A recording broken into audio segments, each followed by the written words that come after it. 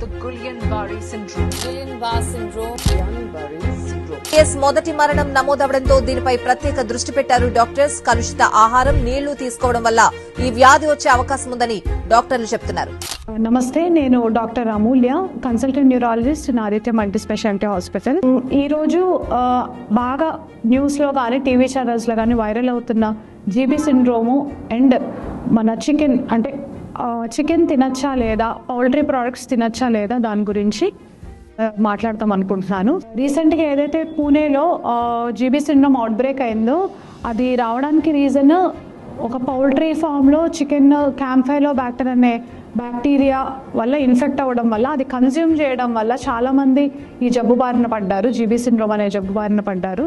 GB syndrome అనేది సింపుల్గా నరాల వీక్నెస్, ఇది జనరల్గా నరాల పెయిన్స్, తిమ్ముర్లతో స్టార్ట్ అయ్యి క్రమక్రమంగా పెరిగి చేతులు కాళ్ళు చచ్చుపడిపోవడం, పేషెంట్ బెడ్ మీద కంప్లీట్గా పెరలైజ్ అయిపోయి ఉండే అవకాశాలు చాలా ఎక్కువ.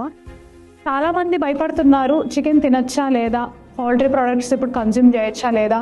డెఫినెట్గా ఇన్ఫెక్ట్ అయిన చికెన్ తినడం వల్లే ఈ వ్యాధి వస్తుంది కాబట్టి ఈ వ్యాధి తగ్గేంత వరకు, ఈ అవుట్బ్రేక్ తగ్గేంత వరకు చికెన్కి, ఎగ్స్కి అండ్ అట్లాగే కొంచెం మిల్క్ ప్రోడక్ట్స్ కూడా కొంచెం దూరంగా ఉంటే బెటరు.